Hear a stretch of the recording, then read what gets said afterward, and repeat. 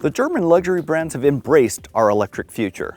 Mercedes has its EQ line and BMW has its range of lowercase I cars. Audi has the e-tron offshoot, and this is the first sedan, the 2022 e-tron GT. It follows the e-tron SUV, which was introduced in 2019.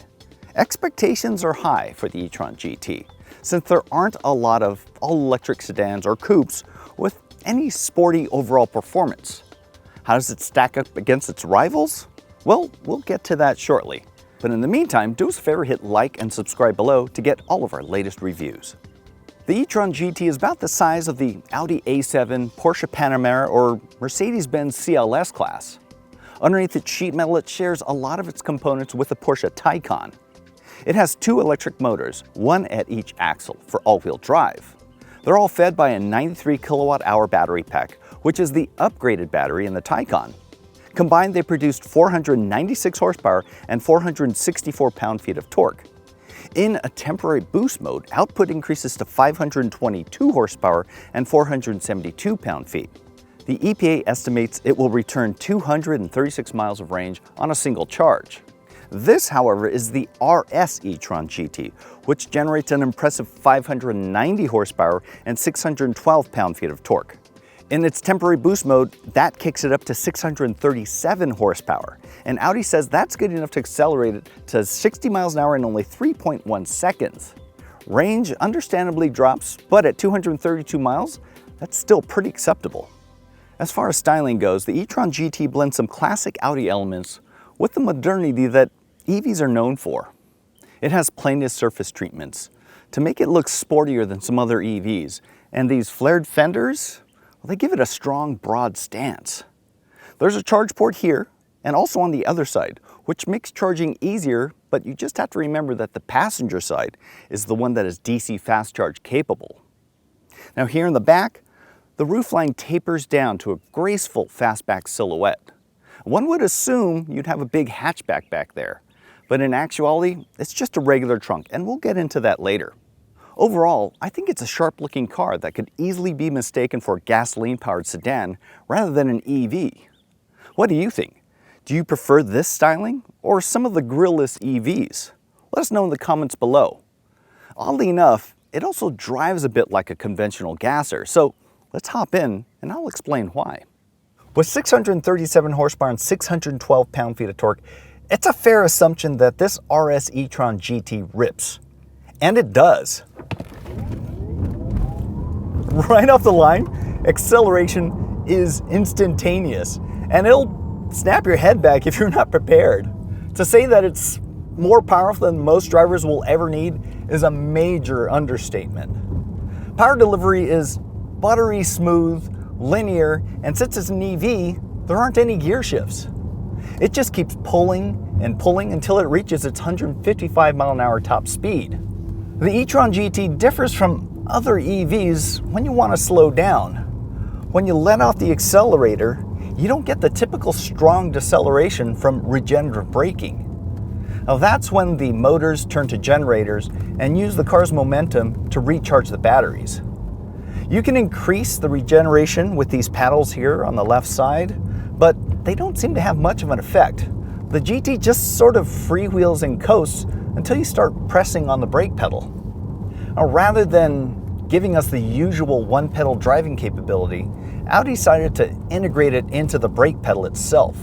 Up until you reach a certain threshold of deceleration, you're just using the brake regeneration. Past that threshold, it activates the brake pads, and you never really feel that transition. In this way, the GT drives more like a conventional gasoline car. Now that's great if you're new to EVs, but personally, I'd prefer to at least get the option for one-pedal driving. Hopefully that's something that Audi can do later with an update. As far as handling goes, it's delightfully sporty. There's an abundance of grip from all four wheels, and traction is excellent thanks to all-wheel drive. You do feel the GT's 5,100 pound heft when you're pulling G's though. It's certainly not as tossable and agile as that RS3 we drove a few weeks ago. But for the vast majority of drivers, it will easily exceed expectations. Now, if you want sharper handling and response, I suggest checking out the Porsche Taycan. Now, switching to dynamic drive mode, it stiffens up the suspension just a bit, but it doesn't significantly change much. You might feel a few more bumps here and there, but it doesn't really improve handling to a noticeable degree. Now, speaking of ride quality, it's quite comfortable. You'll get some jostling over some undulations, but considering how well it handles, I think it's a great balance. That mode also makes the synthetic drive noises a bit louder, and I like it. It gives you a better connection to how hard you're driving, and as an added bonus, it has a great sci-fi whine and hum, almost like you're in a spaceship. This is the way. I can also hear some boominess over some of the bumps, which is something I noticed on older EVs. It's a low frequency murmur that is almost always present. And it's also something I expected to be silenced in this Audi. Thankfully, it's not intrusive and can be easily drowned out with the audio system. Overall, the e-tron GT fulfills the role spelled out in its own name. As a Grand Tour, or GT, it's sporty enough to have fun with, but comfortable enough that you can take it on a long road trip. It's also just a pleasant place to spend some time in, so let's take a break and go over the interior. In a time where other car makers are plopping a big old tablet-like display in the middle of the dash, Audi takes a more traditional route by putting a 10-inch touchscreen right in the dash. As a result, it's less distracting to use, and there are plenty of shortcut buttons for quick adjustments. There is a slight delay between the time you tap the screen and when something happens, and it also takes a little time for Apple CarPlay to boot up, but it is wireless. Android Auto is available, but it does require a cord. You also get plenty of safety tech, and I'm particularly happy with the adaptive cruise control. It drives a lot like a normal human would, with smooth inputs on the throttle and brake. It also brings you down to a nice smooth stop. I did experience one false alarm with a frontal collision, but that was a rather complicated intersection, so I'm willing to give it a pass for that.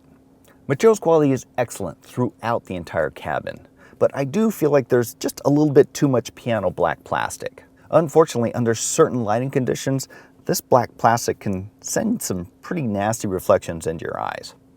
In base form, the upholstery is a synthetic leather that's fairly convincing.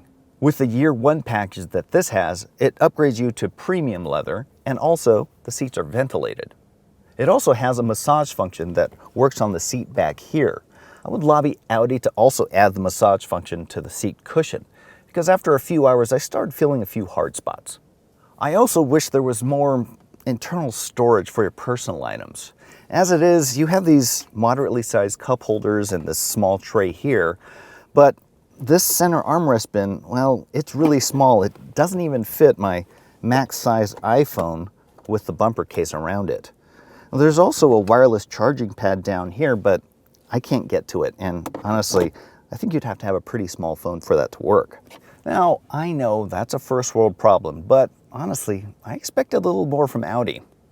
Rear visibility is also lacking. In the mirror, you really just have this narrow slit to look through. It really doesn't give you much idea of what's behind you. Well, now that I'm looking back there, let's check out the rear seats. I have a good amount of space back here. I'm 5'10", sitting behind the driver's seat that's set for me.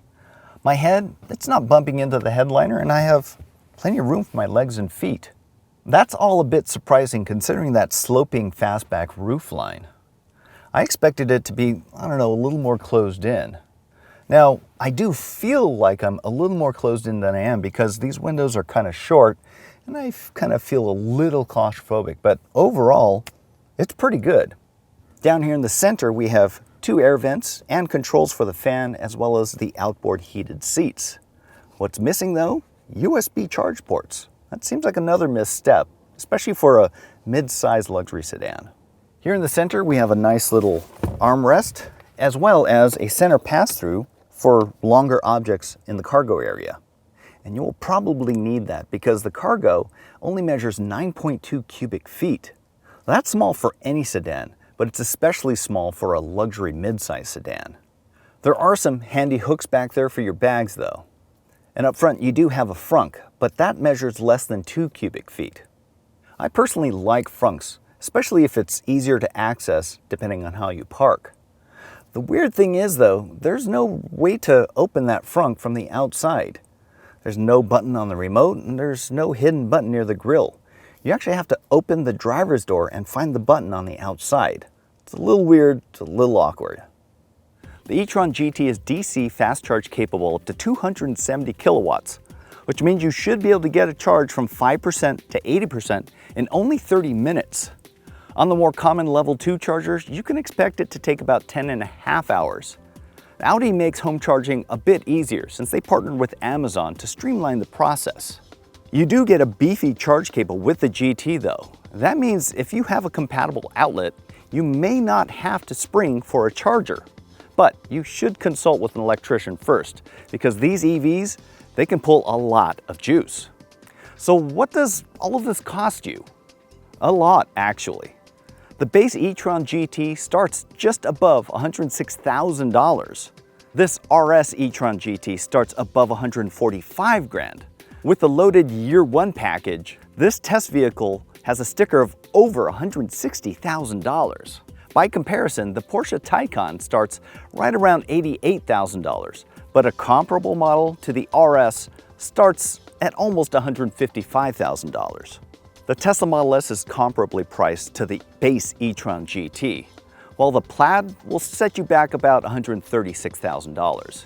It's quicker, but it's not as confident at cornering, and interior quality doesn't even come close to the Audi or the Porsche. Other alternatives include the Mercedes-Benz EQE sedan and BMW i4. Honestly, I think the base e-tron GT is the right call in the lineup. It's already plenty quick, and the overall experience is very similar. It has a good balance of athleticism and comfort, where the Porsche is biased more towards performance. The BMW i4 is also good, but I'm still grappling with that grille. What would you get in this class? Let us know in the comments below, and if you consider the e-tron GT over its rivals. Thanks for watching, and don't forget to hit the like and subscribe buttons below. Also, if you have a car that you need to sell, check out CarGurus' Sell My Car feature. You'll get a great price on your car, and they'll even come and pick it up for you. Well, that's it for us. Thanks for watching, and we'll see you next time.